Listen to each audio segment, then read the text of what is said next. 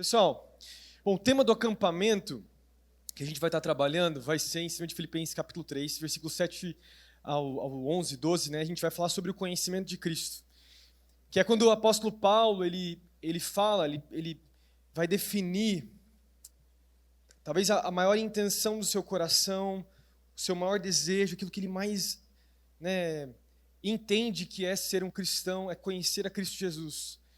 E daí ele vai falar basicamente em todos esses versículos sobre como ele considera tudo como perda comparado à grandeza do conhecimento de Cristo.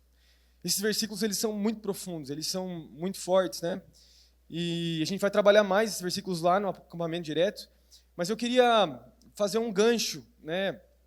Eu quero primeiro, a palavra tem muito a ver, na verdade é o mesmo texto quando eu ministrei no SDA há umas 2 semanas atrás, mas eu mudei bastante a palavra, tem bastante coisa que eu fui adicionando, que o Senhor estava falando comigo, mas porque tem tudo a ver com o conhecimento de Cristo. Conhecer a Cristo é ver uma vida de santidade, é ver uma vida que busca agradar ao Senhor, é viver uma vida de uma resposta à convocação de santidade ao Senhor Jesus, né? Uma vida que agrada ao Senhor. Então, queria convidar você a abrir lá em 1 Pedro, no capítulo 1, versículo 13 ao versículo 20, nós vamos ler. E esse vai ser o texto base dessa noite. A gente vai meditar em cima desses textos, daí nós vamos orar depois de eu ler, e vai ser muito especial. Vamos, se vocês puderem, aí já projetou ali também, se você puder abrir comigo, se você trouxe a sua Bíblia, 1 Pedro, capítulo 1, versículo 13 ao 20. Fala assim: portanto, estejam com a mente preparada, prontos para a ação, sejam sóbrios e coloquem toda a esperança na graça que lhes será dada quando Jesus Cristo for revelado. Como filhos obedientes, não se deixem amoldar pelos maus desejos de outrora, quando viviam na ignorância. Mas, assim como é santo aquele que os chamou, sejam santos vocês também em tudo o que fizerem. Pois está escrito: sejam santos, porque eu sou santo. Uma vez que vocês chamam Pai aquele que julga imparcialmente as obras de cada um, portem-se com temor durante a jornada terrena de vocês. Pois vocês sabem que não foi por meio de coisas perecíveis, como prata ou ouro, que vocês foram redimidos da sua maneira vazia de viver, que lhes foi transmitida por seus antepassados, mas pelo precioso sangue de Cristo, como de um cordeiro sem mancha e sem defeito, conhecido antes da criação do mundo, revelado nestes últimos tempos em favor de vocês. Amém. Vamos orar, feche seus olhos. Amém, Jesus. Obrigado, Pai, pela Tua presença. Obrigado por esse tempo de louvor, Deus, que o Senhor realmente agiu no nosso meio, o Teu Espírito Santo soprou hoje aqui, tocou os nossos corações. Eu oro, Pai, para que a Tua presença seja revelada venha sobre nós nessa noite, que Cristo seja revelado em tudo aquilo que nós formos falar, tudo aquilo que nós formos ministrar, Deus. Eu oro para que o conhecimento de Cristo possa vir sobre cada um aqui, Jesus. Daqueles que talvez são novos na fé, que estão caminhando há pouco tempo com o Senhor, aqueles que já têm muito tempo de jornada com Cristo, eu oro para que o impacto da Tua presença venha de maneira poderosa sobre cada um de nós nessa noite. Essa é a nossa oração, nós te pedimos em nome de Jesus. Amém. Amém. Eu quero dar o título dessa mensagem de um chamado, ou até uma convocação à santidade. Um chamado à santidade. E é um chamado porque quando você olha para a carta de Pedro, você vai ver vários momentos onde Pedro é como se Pedro tivesse uma linguagem imperativa, assim, é um imperativo. Ele vai convocar os cristãos à mudança de vida, a estar preparado, a fazer coisas, a se comportar como um cristão. Então Pedro, ele não é igual Paulo, por exemplo, que vai se especificar em doutrinas e entrar de maneira muito profunda em várias doutrinas cristãs. Ele não faz isso. As suas cartas, você percebe que ele é bem genérico, assim, ele vai tratar sobre diversas coisas, ele fala sobre deveres dos cristãos, como que o cristão deve viver ou não deve viver. Ele vai ser bem assim, geral. Isso não quer dizer que não é importante aquilo que ele fala, mas ele não é um cara que vai se aprofundar numa doutrina específica. E quando ele escreve essa carta, a gente sabe que é bem provável que ele estava lá perto da Babilônia, perto da Mesopotâmia ali, talvez fazendo missões. Ele fala isso no capítulo 5, versículo 13, ele vai citar que ele está nessa região. Então ele viajou, inclusive é dito pela história que ele viajou com a sua esposa e tal, né? E muitas coisas. Eles foram missionários em alguns lugares na igreja primitiva. E Pedro, naquele momento, eles estavam passando por grandes perseguições. Então, o chamado à santidade, a exortação à santidade que Pedro está falando para nós aí, que esse pedaço da carta de Pedro vai entre o início, o meio, perdão, do capítulo 1 até o meio do capítulo 2, é um chamado à santidade no meio de um sofrimento e dificuldade que a igreja estava passando. Essa carta foi escrita no momento onde os cristãos estavam passando dificuldades, estavam sofrendo, estavam sendo perseguidos. O próprio apóstolo Pedro, anos depois, seria morto. Diz a tradição que ele morreu de cabeça para baixo. E em meio a todo esse sofrimento, em meio a tudo aquilo que as igrejas estavam passando, o chamado é algo concreto. Nós somos convocados e chamados a vivermos uma vida de santidade. Uma vida que engrandece a Jesus. Uma vida que agradece a Deus, né? Uma vida de gratidão, na verdade. Uma vida que corresponde à convocação de Cristo para nós. Uma vez que Cristo nos salvou, nós somos chamados então a vivermos essa vida de santidade. Agora, tudo parte, conectando com o acampamento, que vai ser o tema do conhecimento de Cristo, tudo parte desse lugar de conhecimento. Santidade tem a ver com conhecer Jesus, porque você não vai conseguir agradar a Jesus se você não o conhecê-lo. Eu vou focar bastante nessa perspectiva. Não tem a ver simplesmente com regras, daquilo que eu posso ou não posso fazer, daquilo que eu devo fazer para agradar as pessoas, né? Daquilo que eu faço para mostrar que eu consigo e que, pelo meu próprio esforço, então eu vou conseguir viver uma vida santa. Porque, se você for pensar, até em termos históricos, várias religiões já pregavam isso. Várias filosofias de vida já pregavam isso. Quando você pega os estoicos ali na região da Grécia Antiga, que era uma filosofia que estava muito em alta, né, em lugares, inclusive, que o apóstolo Paulo passou ali, e lutava até com uma filosofia de vida, tinha a ver com um moralismo, com uma vida que, diante da sociedade, diante das pessoas, era uma vida cheia de virtudes, mas que só isso não funciona. Tanto que o apóstolo Pedro ele vai falar que toda a base da santidade tem a ver com a obra de Cristo Jesus e a redenção que nós temos nele.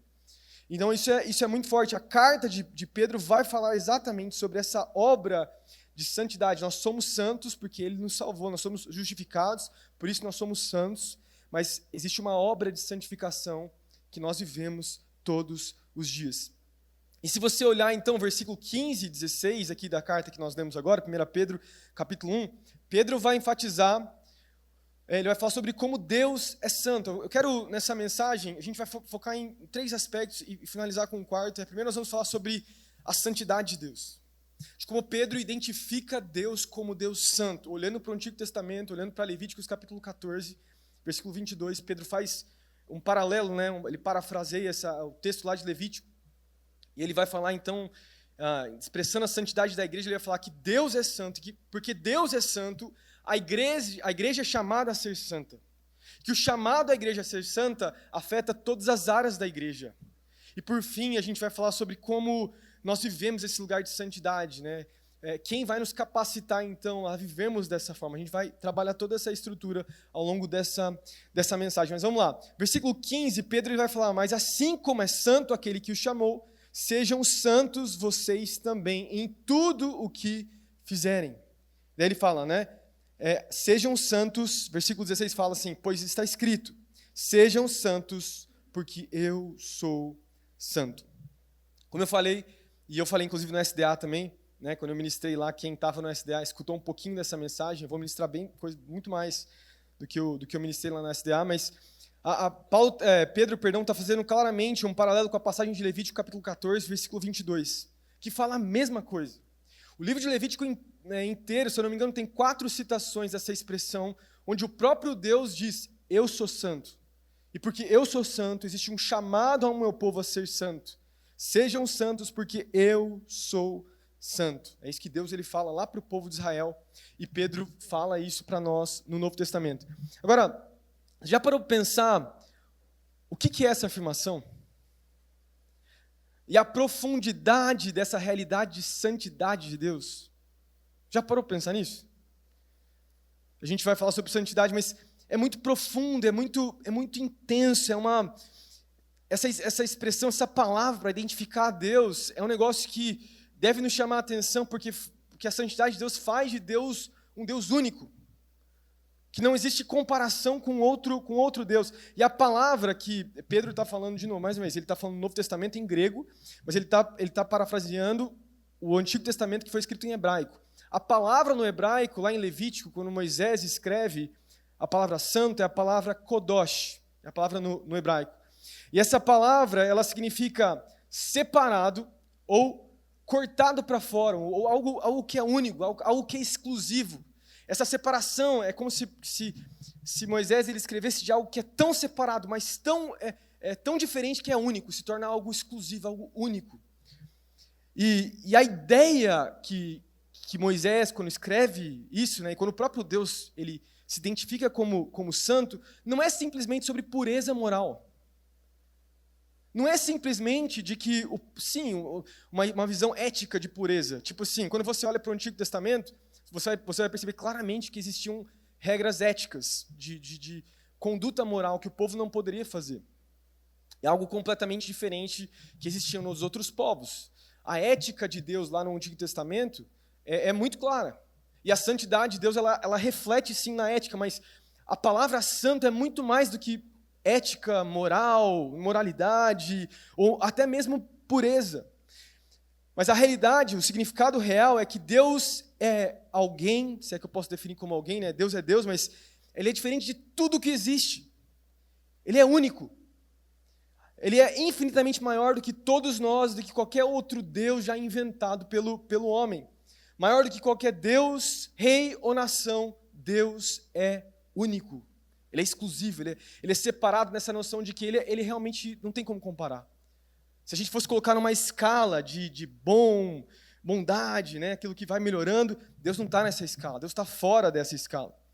Então, a Bíblia nos mostra, eu falei isso também no SDA, que a Bíblia nos mostra que a santidade de Deus tem a ver com quem Ele é. Né? O que faz de Deus é o ser santo, é sua santidade. Deus, Ele é poderoso, Ele é sábio, Ele é todo amoroso, mas perceba isso. O amor de Deus está sempre conectado à sua santidade. O amor de Deus é um amor santo. Não é um amor humano, não é um amor egoísta, não é um amor em que o homem pode viver por conta própria. A sabedoria de Deus é uma sabedoria santa também. Ela é única. Mais uma vez, ela é separada, não existe sabedoria como a sabedoria de Deus. O amor de Deus, a sabedoria de Deus, o poder de Deus também é um poder santo. Não é um poder que pode ser comparado a qualquer poder deste mundo, é um poder único e exclusivo. Porque a santidade de Deus põe Deus num lugar fora da escala, como eu falei antes. Não tem como a gente comparar Ele com qualquer outra coisa, qualquer outra pessoa, porque o nosso Deus é um Deus santo. Porque o nosso Deus é um Deus santo. O R.C. Sproul, né, o Sproul, que era um teólogo, ele vai falar sobre a santidade de Deus, ele fala exatamente isso, né, num dos comentários bíblicos dele sobre essa questão de 1 Pedro, ele vai falar que a santidade de Deus, ela faz dele algo completamente exclusivo, um Deus exclusivo, único, que não pode ser comparado a ninguém ou nenhum outro. Então a santidade de Deus, ela está fora da escala. Por isso, por exemplo, você pega um texto do salmista, né? Davi fala, Salmo 113, versículo 5, quem é como o Senhor, o nosso Deus, que reina em seu trono nas alturas? E pensa nessa realidade. A gente pode pensar em qualquer tipo de Deus, né? Na aula de apologética, na aula que nós temos no college, a gente compara vários deuses. E a gente sempre fala isso, faz comparações de cosmovisão, os pilares da cosmovisão, não tem como comparar. Nós não temos como comparar, e a santidade é algo único. É algo único. Eu penso na minha própria vida. Eu estava lembrando, eu já contei essa história algumas vezes aqui, já ministrei, já falei várias vezes sobre essa história. Quando eu e a Raquel, quando a Raquel perdeu o bebê, né, entre o primeiro e o segundo filho, nós estávamos tentando engravidar, e tem todo um contexto, toda uma história, né, para acontecer isso. Eu passei por uma cirurgia, enfim, tem toda uma situação que aconteceu, né, a galera já sabe. E a gente acabou perdendo o nosso segundo filho, a Raquel teve um aborto espontâneo. E eu já falei isso, mas quando a gente perdeu o bebê, eu me senti muito mal. Eu fiquei com uma raiva assim, de Deus. Nós ficamos. Ao ponto da a gente ficou uma tarde toda chorando, fomos até a noite, assim, magoados. E veio uma mágoa com Deus. Veio uma sensação ruim com relação a... Como se Deus fosse um Deus injusto. Eu não sei se já aconteceu isso com você alguma vez. É como se a gente pegasse, e eu olhando para a história, né, olhando agora para trás, isso aconteceu em 2019, né? Foi início de 2019, entre 2018 e 2019. Foi antes da pandemia, porque o Theo nasceu em março de 2020, né? Nosso segundo filho. Então, acho que foi mais ou menos no início ali, final de 2018, começo de 2019. Eu lembro de eu ficar com muita fúria assim, no meu coração, porque é uma coisa que é incontrolável. Gera uma expectativa, gera uma emoção. A gente estava esperando, a gente estava orando, a gente queria, e daí a gente perdeu o bebê. E eu fiquei com essa sensação ruim assim, no meu coração. Agora, por que eu fiz isso? Será que quando acontece isso com a gente, é como se a gente colocasse Deus como uma pessoa, e a gente tratasse Deus como alguém igual a nós? Diversos momentos na Bíblia, a gente vê Deus se colocando numa perspectiva meio que antropomórfica, assim, tipo, Deus ele é o nosso pai, porque a gente consegue se relacionar como o pai. Deus ele é como uma noiva, né? Jesus vai voltar como um noivo, nós somos a noiva. Então tem essa perspectiva meio que humana, é como se a gente entendesse melhor Deus assim. Jesus é nosso irmão mais velho. Diversos aspectos da Bíblia trazem meio que uma metáfora, meio que figurada de Deus nesse aspecto mais humano, para a gente poder entender Ele. E daí, quando acontece algo que sai do nosso controle, a gente trata Deus, talvez por causa dessas perspectivas humanas que Deus nos ensina, a gente trata Ele como igual. A gente trata Ele como igual. E a gente não consegue entender que, na verdade, Deus é único. Mesmo que Ele se manifeste como um pai, mesmo que Ele se manifeste, né, como o nosso noivo que vai nos encontrar, mesmo que a gente, enfim, consiga ver Cristo e ver Deus dessa forma meio que humana, para a gente poder conseguir compreender Deus, Ele ainda assim é mais do que isso. Ele é tudo isso e mais, entendeu? E eu me lembro de um dos textos que Deus me levou naquela época, foi Isaías 55:8, que fala: pois os meus pensamentos não são os pensamentos de vocês, nem os seus caminhos são os meus caminhos, declara o Senhor. E esse contexto de Isaías estava falando várias coisas com relação a Israel estava vivendo, tem um contexto histórico ali, mas era como se Deus falasse para mim: você não sabe o que eu estou pensando. Você está tratando eu como um ser humano. Não me trate assim. Eu não sou como você, eu estou muito além. E, mais uma vez, então a santidade de Deus, ela traz esse aspecto de Deus ser um Deus único. Isso é ser santo, é essa perspectiva que nós precisamos viver. Se comparado comigo, o Senhor fala para cada um de nós precisamos aprender a confiar num Deus que é único, que é soberano, que está sobre tudo, que conhece tudo, que tem o controle nas suas mãos, e que pode sim fazer todas as coisas, mas que Ele não faz muitas vezes da maneira que nós esperamos, porque Ele é santo. E a santidade, mais uma vez, não tem a ver simplesmente com pureza moral, mas tem a ver com Deus ser único, exclusivo. E nós precisamos pensar no Senhor como um Deus único. Então Pedro, voltando à carta aqui, 1 Pedro capítulo, versículo 15 e 16, ele está falando exatamente isso: Deus ele é único. Assim como Ele era no Antigo Testamento, Ele é no Novo Testamento. Ele continua o mesmo. Mas Ele nos chama a sermos santos também. Então, a próxima questão que Pedro vai tratar nesses poucos versículos é exatamente isso. Eu e você temos um chamado à santidade. Assim como Deus é santo e único, separado, nós também somos santos, nós somos únicos. Eu quero tentar, talvez, entender um pouquinho melhor isso. Porque daí nós temos duas formas, talvez, de interpretar essa visão, essa palavra kodosh que eu citei para vocês. Nós temos duas maneiras de interpretar. Uma é tratando, mais uma vez, santidade simplesmente como moralidade. Santidade é isso. Faz, não faz. Não. Ser cristão é assim. Você precisa viver dessa forma. Você não pode fazer isso, você não pode fazer aquilo, E santidade vai envolver essas coisas. Eu vou falar sobre o nosso comportamento, como afeta o nosso comportamento. Né? Mas é muito mais do que isso. Santidade não é simplesmente transformar a moralidade de Deus e a ética de Deus num moralismo raso, barato e sem vergonha. É muito mais do que isso. Mas a santidade de Deus também não é uma graça barata, que olha para cada um de nós como já santos, imaculados, puros, únicos. O fato de Deus ser único e separado não faz de nós seres únicos e imaculados. Tem uma vertente na igreja que interpreta essa visão de que nós já fomos justificados com essa ideia de que nós somos Deus. Já ouviu essa parada na internet, talvez? Você é Deus. Você tem o mesmo valor de Deus. Por quê? Porque você foi salvo, você foi justificado, você tem um valor. E não me leve a mal, a gente tem sim, né, o valor de Cristo. A gente pregou umas semanas atrás sobre a justificação pela fé, de como nós temos acesso ao trono da graça. Lembram disso? Propiciação. A gente falou sobre essa visão, a nossa identidade como filhos. Foi ministrado, inclusive, recentemente pelo pastor... Esqueci o nome dele agora, fugiu. Esse final de semana passado, o Jamal, ele pregou sobre a nossa identidade como filhos. E isso é verdade. Mas você precisa entender que, ao mesmo tempo que nós somos justificados, nós somos santos, nós estamos num processo de santificação. O que isso significa? Que diante de Deus, a gente vai e se apresenta para o trono da graça e nós fomos perdoados. Nós temos um intercessor junto ao Pai. Nós temos um intercessor. Jesus é nosso intercessor, que está sempre orando por nós, para que a gente não caia nas tentações. Mas Jesus também o livro de Hebreus vai falar que nós temos um advogado. Que toda vez que nós pecamos, nós nos apresentamos ao trono da graça, e o nosso advogado, Cristo Jesus, fala, olha só, Pai, eu já paguei o preço.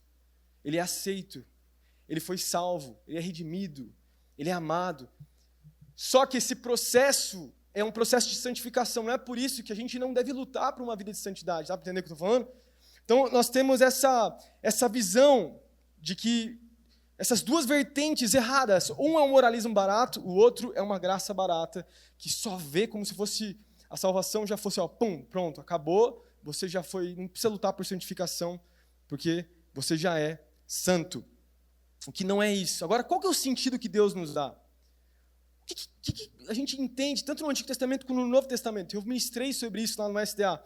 Quando Pedro ele faz referência a Levítico capítulo 11, versículo 44, vamos lembrar, o texto de Levítico ele foi escrito para os levitas. Lá em Êxodo, Deus queria construir uma nação, um povo que fosse inteiro de sacerdotes. O que significa isso? Um povo que ministrasse ao Senhor, um povo que tivesse contato com a presença, mas a Bíblia vai falar que eles não quiseram isso. Quando Moisés sobe no monte, lá em Êxodo capítulo 32 ou 34, ele escuta o povo idolatrando lá embaixo. Ele desce, lembra dessa história?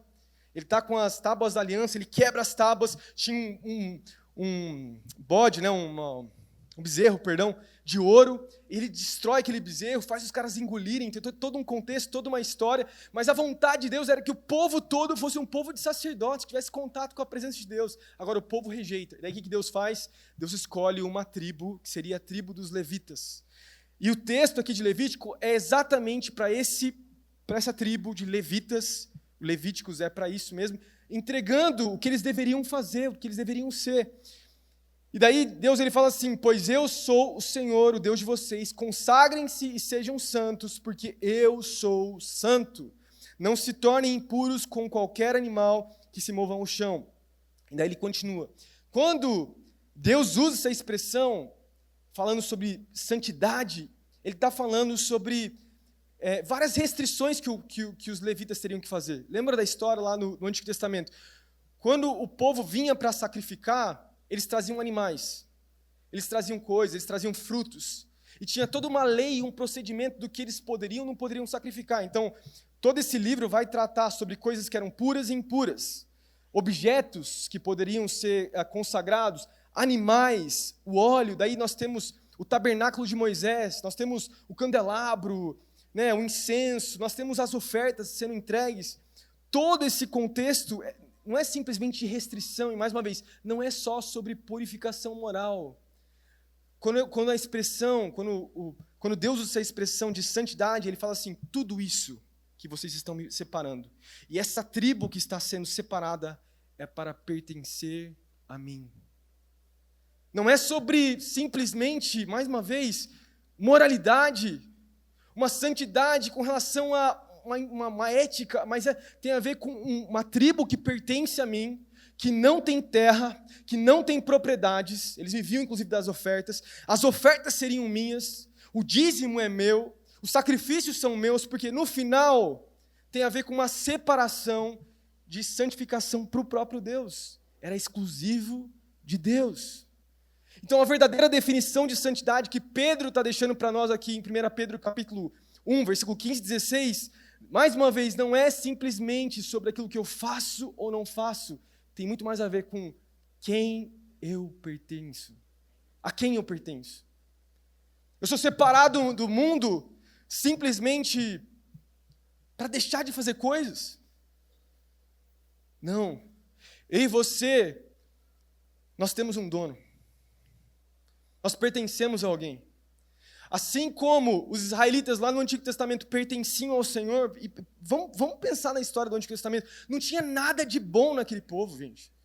Deus escolhe uma família lá, ele caminha com um povo pequeno, olha tantas nações muito mais poderosas que Israel. Pega o Egito, pega a Babilônia, por que Deus não escolheu a Babilônia?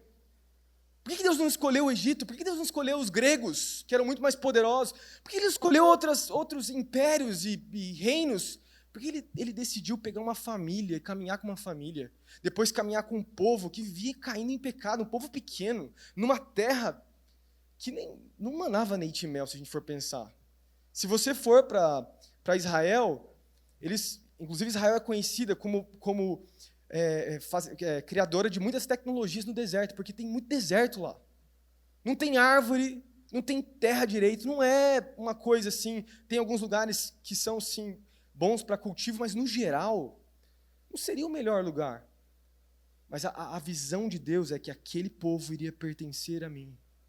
E nós, agora no Novo Testamento, temos essa mesma visão. Presta atenção, nós temos um dono. Nós pertencemos a um rei. E o chamado e a convocação para cada um de nós é sobre todas as áreas das nossas vidas pertencerem a Cristo Jesus. Tudo em você. Seu trabalho, seu dinheiro, sua família. Estou citando a música do Paulinho aqui, né? Tudo que você tem é dele. Por quê? Porque você pertence a Cristo Jesus. Não pode ter área na sua vida que não pertence a Ele. Nada. Absolutamente nada pode deixar de pertencer a Cristo Jesus. Agora, se santidade tem a ver com pertencermos a Jesus, a gente tem um contraponto. É possível a gente ter uma vida muito bem virtuosa, moralmente correta diante da sociedade, mas não pertencer a Jesus. Uma vida que aparentemente, para as pessoas, está tudo certo. Não cometo grandes pecados, tenho uma boa cara para as pessoas, mas eu não pertenço a Jesus. Agora, se somos santos, presta atenção, nós pertencemos a Cristo Jesus. A diferença de nós para as pessoas que estão lá fora, que não conhecem a Jesus, é exatamente essa. Nós temos um rei do qual nós pertencemos. Nós somos um povo que não é especial, não é único. A gente não tem nada de diferente das pessoas lá fora. A gente continua tendo uma natureza caída, gente. Nós continuamos caindo e tendo erros e falhas, não é verdade? A gente continua lutando com algumas coisas nas nossas vidas. Qual que é a diferença? A diferença é que nós, que caminhamos pela fé, caminhamos no Espírito, entendemos que conhecemos a Cristo, que desejamos cada vez mais conhecer a Cristo e que tudo em nós pertence a Jesus.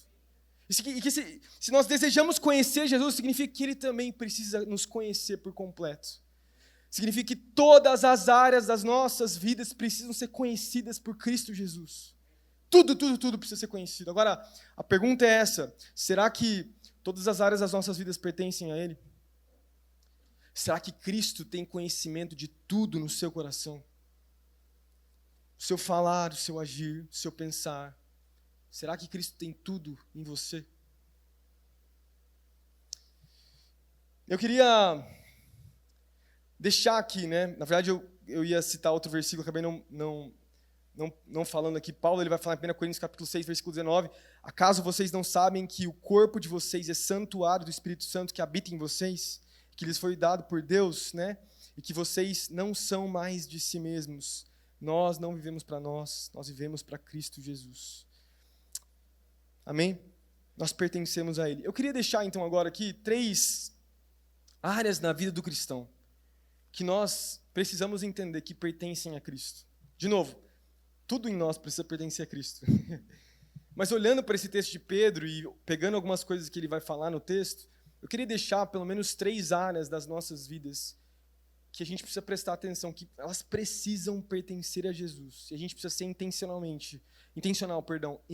em fazer com que elas pertençam a Cristo Jesus. Estão comigo aí? Amém? Então, a primeira coisa que eu vejo, e Pedro vai falar aqui, é que a nossa mente precisa pertencer a Cristo. A nossa mente precisa pertencer a Cristo Jesus.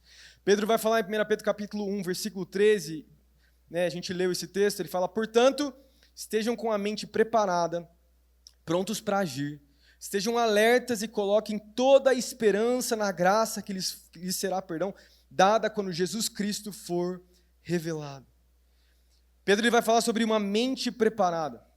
E quando Pedro ele cita essa mente preparada, quase todos os comentaristas que você procura, tá, sobre esse texto vão falar que essa palavra era sempre tinha a ver com a roupagem das pessoas. Todo mundo caminhava com vestes muito longas.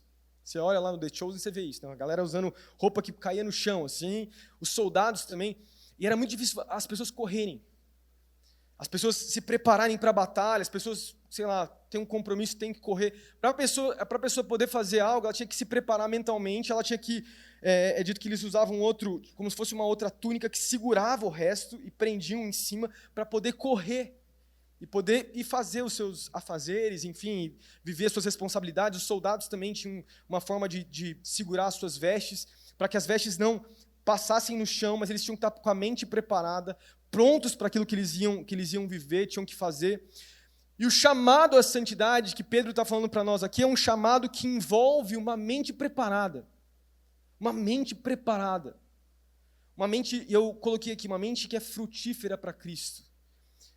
Sabe que existe uma importância muito grande naquilo que nós pensamos, o que nós cultivamos na nossa mente. E não é à toa que o apóstolo Paulo ele vai falar em Romanos capítulo 12, versículo 2, você conhece esse texto, né? Ele fala assim, para nós não nos amoldarmos, inclusive é legal porque Pedro vai falar algo parecido no versículo 14, né, de 1 Pedro capítulo 1, versículo 14, mas Paulo ele fala assim, não se amoldem ao padrão deste mundo, mas transformem-se, né, pela renovação da sua mente, para que assim sejam capazes de experimentar e comprovar a boa, perfeita e agradável vontade de Deus. Então, o que Paulo está falando para nós? A necessidade de nós renovarmos a nossa mente. Por quê? Por que a gente precisa renovar a mente? Porque a nossa mente está em ataque. Por isso que a gente precisa preparar a nossa mente, a gente precisa prestar atenção em quais são os pensamentos que nós temos cultivado. A gente vive num tempo, e é clichê falar isso, mas que a nossa mente está sendo constantemente atacada. Eu tenho tomado café, né, com alguns dos jovens aqui, encontro alguns, e essa dificuldade, inclusive na área moral. Eu lembro de conversar com um jovem, né, recentemente, que ele falou para mim, pastor, é muito difícil para mim essa área da imoralidade. Tenho lutado nessa área, porque eu não tenho consumido, por exemplo, pornografia, mas eu entro no Instagram, eu vou passando feed, de repente aparecem mulheres lá, aparecem coisas, eu fecho, mas fica aqui na minha mente martelando. Nós, como santos, estamos sendo santificados. Para sermos santificados, precisamos entender que a renovação da mente é algo que é diário, constante, é algo que nós precisamos fazer todos os dias, que precisamos buscar, precisamos lutar por isso. O escritor de Hebreus ele vai falar, né, sem santidade nós não vamos ver a Deus. E ele fala depois, esforcem-se para isso. Quer dizer, é um posicionamento, é uma postura. Agora, fato é que não só homens, mas mulheres também, todos nós vivemos com a nossa mente sendo bombardeada de pensamentos de tudo quanto é tipo. E eu não falo só na área moral, mas todas as coisas. Desde a nossa impotência diante das coisas, a nossa talvez falta de fé, de confiar em Cristo. Como a nossa mente é bombardeada. Eu não sei o que você está passando, o que você está vivendo, o que você tem enfrentado. Mas fato é que a nossa mente é bombardeada.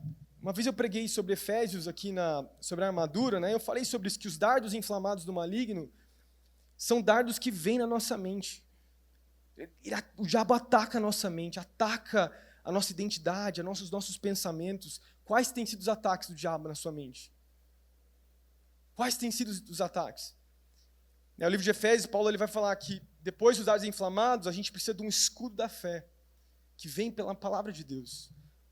Então nós precisamos tomar cuidado, O apóstolo Paulo ele também vai falar assim que, em 2 Coríntios capítulo 10, versículo 5, destruímos os argumentos e toda pretensão que se levanta contra o conhecimento de Deus e levamos cativo todo o pensamento para torná-lo obediente a Cristo Jesus. Levar o nosso pensamento cativo a Cristo. Renovar a nossa mente. Renovar a mente tem a ver com levar cativos os nossos pensamentos a Cristo. Levar cativos os nossos pensamentos a Cristo. O apóstolo Paulo também vai falar em 1 Coríntios capítulo 2, versículo 14, no finalzinho do versículo 16, que nós, que fomos salvos por Jesus, nós temos a mente de Cristo. O que significa isso, que nós temos a mente de Cristo? Significa que nós já, mais uma vez, fomos completamente santificados, não lutamos com mais nada, está tudo certo? Não, lógico que não. Cada um de nós aqui vive batalhas específicas, cada um de nós enfrenta coisas específicas, mas nós somos chamados a ter essa mente de Cristo, mas essa mente de Cristo só vem sobre nós quando levamos cativo ao conhecimento de Cristo todos os pensamentos contrários a Cristo. Se somos chamados a conhecer Jesus cada vez mais, para cada vez mais nos tornarmos a imagem de Jesus nas nossas vidas, e a gente se parecer com Jesus como comunidade. Se vamos viver isso, essa realidade nas nossas vidas, precisamos levar cativo todo o pensamento contrário à vontade de Jesus para nós. Todo o pensamento. E se a vontade de Jesus é que você vive em santidade, o pensamento precisa ser colocado no seu devido lugar. Mais uma vez, o que você tem feito com os pensamentos que são contrários a Jesus? O que eu e você temos feito com relação a pensamentos que são contrários a Cristo? O que nós temos feito? Nós não vamos conseguir enxergar a Jesus sem vivermos essa vida de santidade, ou mesmo pertencermos a Jesus, como a gente tem falado aqui. Pertencer a Jesus é entender que a nossa mente pertence ao Senhor. A nossa mente pertence ao Senhor. É ter uma mente santificada, uma mente que pertence a Cristo Jesus, e cada vez mais anseia por conhecer a Ele, em nome de Jesus. Amém? Segundo, quero já chamar o pessoal do louvor para vir aqui. Segundo, estão comigo aí, pessoal? Amém. Segundo ponto, pertencer a Cristo. Ser santo como Ele é santo é pertencer a Jesus, é pertencer ao Senhor. E nós somos chamados a fazer do nosso corpo, como a gente leu, o apóstolo Paulo ele fala, o templo do Espírito Santo. Nosso corpo é templo do Espírito Santo. Por isso, o nosso corpo pertence a Cristo Jesus. O seu corpo não é seu. O meu corpo não é meu. A sua vida não é sua, nem a minha vida. Nós já temos um dono. O nosso corpo não pertence a nós. O apóstolo Pedro, aqui no versículo 14 desse mesmo texto, ele vai falar o quê? Como filhos obedientes, não se deixem amoldar, pelos maus desejos de outrora, quando viviam na ignorância. O que ele está falando aqui? Ele está falando sobre um comportamento. Então eu falei desde o início que santidade não é simplesmente bons comportamentos, mas santidade envolve sim. O pertencer a Jesus envolve aquilo que nós vivemos, as nossas decisões, aquilo que eu escuto, aquilo que eu falo, aquilo que eu assisto. Todas essas coisas devem pertencer a Cristo Jesus. Por isso, nós precisamos estar assim atentos àquilo que nós estamos assistindo ou escutando. A gente precisa estar atento a isso. Se nós somos chamados a edificar as nossas vidas, na rocha que é Jesus, será que tem alguma coisa que nós estamos fazendo, algum comportamento que não agrada a Cristo? Que não revela Cristo para as pessoas? A gente precisa pensar nisso. Mais uma vez, santidade não é só sobre aquilo que nós fazemos ou não fazemos, regras que nós vivemos. Estava lembrando enquanto eu preparava, Não sei se você já ouviu falar dos Amish, né? Acho que é assim que se pronuncia. Já ouviu falar do Amish? É uma comunidade de menonitas.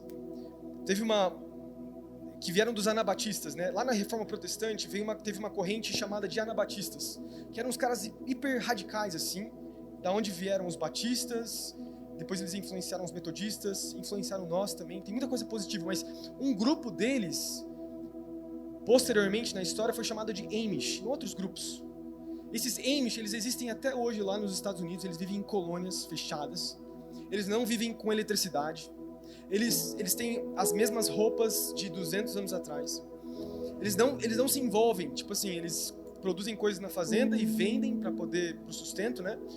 E assim, o jovem, quando ele faz 18 anos, eles falam assim, ó, você pode sair, você vai ter 1 ano de farra, você vai experimentar o mundo, mas se você quiser voltar, você nunca mais vai poder sair da comunidade. Mas se você decidir sair, você nunca mais pode voltar.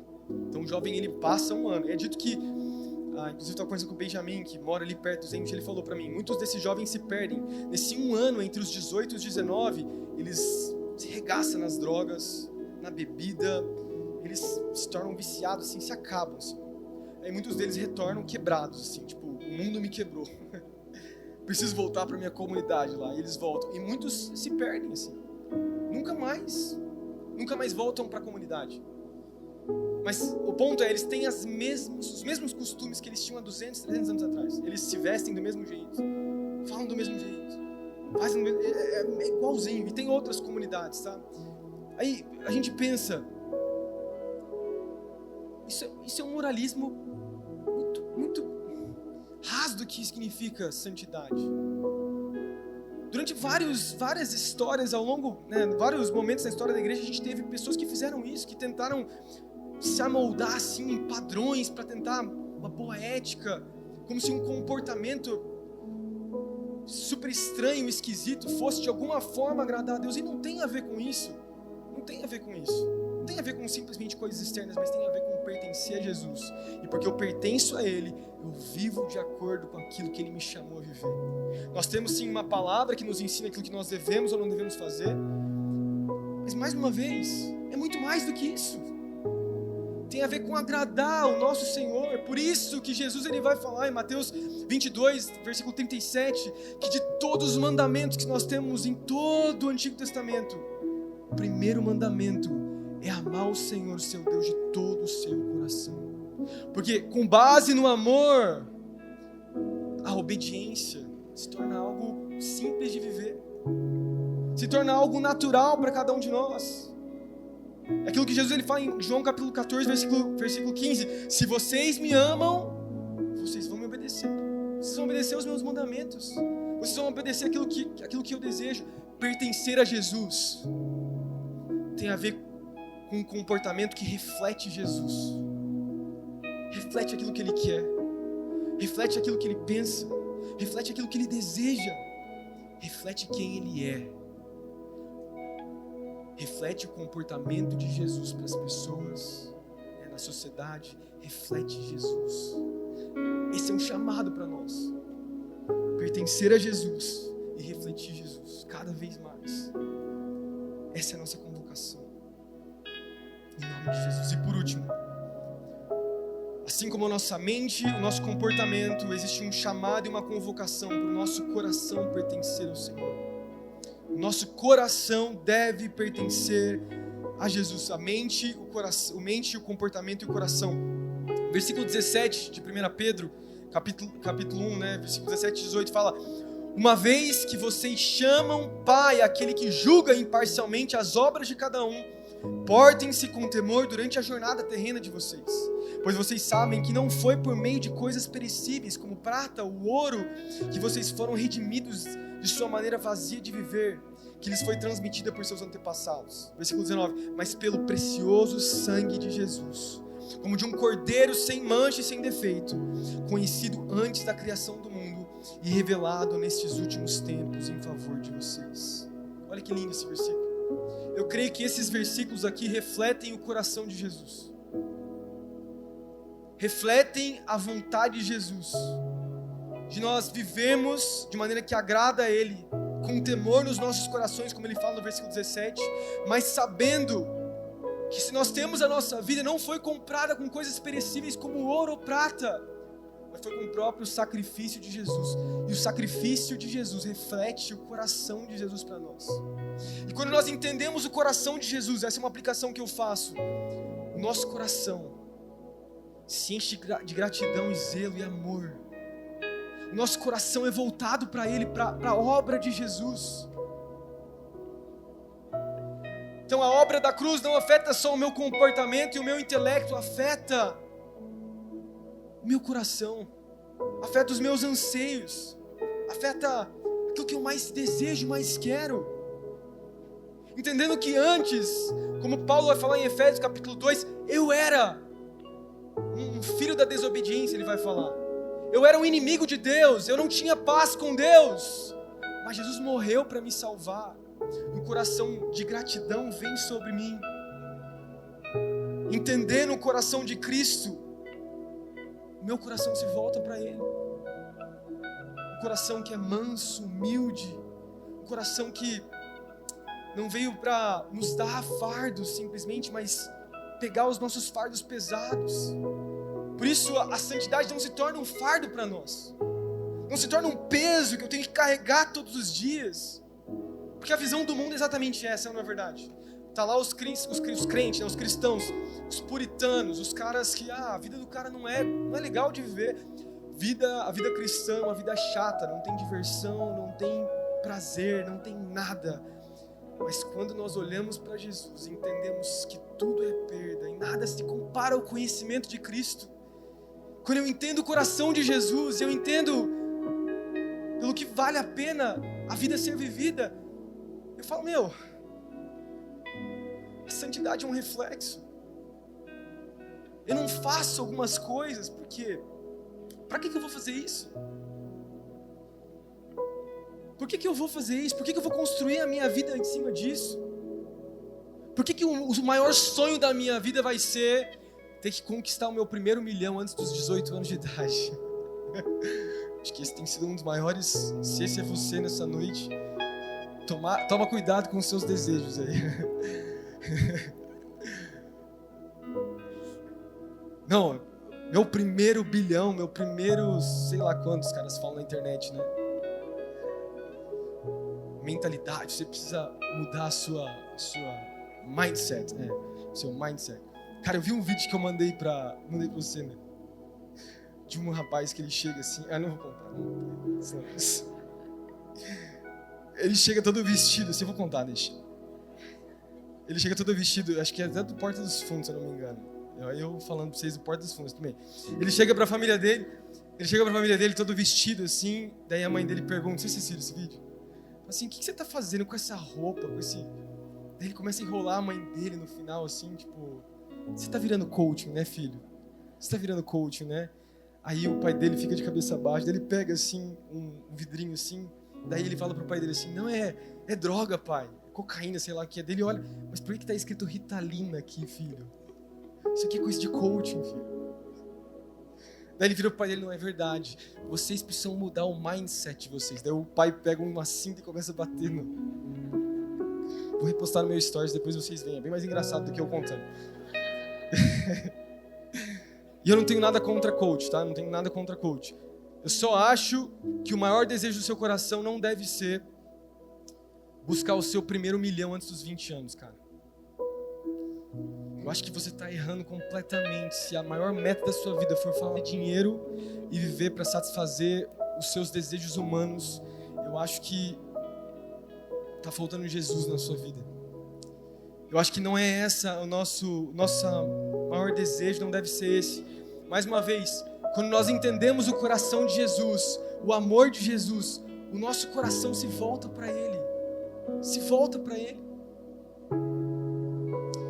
E aí nós entendemos que o nosso coração precisa pertencer a Cristo Jesus por tudo aquilo que Ele tem feito. Mais uma vez, pensa aonde você estaria se não fosse Jesus. Qual seria a sua história? Aonde você estaria? O que você estaria vivendo se não fosse por causa de Cristo Jesus que se revelou a você? que te buscou onde você estava e transformou o seu viver. Aonde nós estaríamos se não fosse a obra da cruz? Eu sei que minha vida seria completa desgraça se não fosse Jesus. E eu finalizo com isso. Como que nós podemos pertencer totalmente a Cristo? Porque daí, você pode falar para mim, pastor, tem muita coisa que você falou, mas na prática, pastor, eu não consigo ver assim. Eu tento fugir dos meus problemas, eu luto com o meu devocional, eu faço tantas coisas, parece que fico evitando o pecado, parece que minha vida é um vale de montanhas, eu estou bem, eu estou mal, eu estou bem, eu estou mal, eu não consigo viver nesse lugar. Minha vida, ela luta de pertencer a Cristo é muito difícil. Eu quero te lembrar nessa noite, com isso eu finalizo, que nós só sabemos que pertencemos a Jesus, porque a gente sabe que Cristo deixou um Consolador para nós. A Bíblia diz, o próprio Jesus ele falou em João capítulo 14, versículo 15 ao 16, ele fala assim, como eu falei, já citei antes, se vocês me amam, obedecerão aos meus mandamentos, e eu pedirei ao Pai, e Ele lhes dará outro conselheiro para estar com vocês para sempre, o Paracletos de Deus. Ele é o Espírito da verdade. O mundo não pode recebê-lo, porque não vê, nem o conhece, mas vocês o conhecem, pois Ele vive com vocês e estará com vocês. Nós vivemos, o que Paulo vai falar em Efésios, nós temos esse Espírito da promessa, prometido por Cristo, fomos selados com esse Espírito da verdade, que habita dentro de cada um de nós aqui, e nós só conseguimos viver nesse lugar de pertencer a Cristo, porque temos o Espírito de Cristo habitando dentro de nós. Glória a Deus por isso. Ele não nos deixou só. Quando você vai sozinho para as suas batalhas e acha que está sozinho no seu trabalho, na faculdade, ou nas suas lutas pessoais, existe um Espírito verdadeiro que habita dentro de você, que não te deixa só, que você precisa olhar para Ele. O Espírito de Cristo habita em você. É o que Pedro fala na mesma carta, no início do capítulo. Escolhidos de acordo com o pré-conhecimento de Deus Pai, pela obra santificadora do Espírito, para a obediência de Jesus Cristo e a aspersão do seu sangue. Nós temos o Espírito, que é um Espírito Santo. Santo. Não é à toa que o Espírito de Cristo carrega a santidade de Cristo. E essa santidade de Cristo está dentro de cada um de nós aqui, porque o Espírito Santo habita dentro de mim e dentro de você. Como que você vai lutar as suas batalhas, guerras, lutas e desafios pessoais? Você não vai lutar sozinho. Você foi selado com o Espírito da promessa. O Espírito de Cristo habita em você. E porque você tem o Espírito de Jesus dentro de você, já não há mais condenação para aqueles que estão em Cristo Jesus. A tristeza, ela é passageira, porque a alegria verdadeira está em Jesus. Nos leva a entender a vida de uma outra forma. Mais uma vez, não tem a ver simplesmente com coisas que fazemos ou deixamos de fazer. Tem a ver com entendermos que esse Espírito verdadeiro que habita em nós nos faz entender: eu pertenço a Jesus. Eu pertenço a Jesus. Eu não sou mais meu. Eu não sou mais meu. Minha vida não é minha, os meus filhos não são meus, a minha casa não é minha, o meu trabalho não é meu, os meus sonhos não são meus. Eu fui ferido com uma mensagem de que eu pertenço a Jesus, e tudo o que eu sou e o que eu desejo é de Cristo Jesus.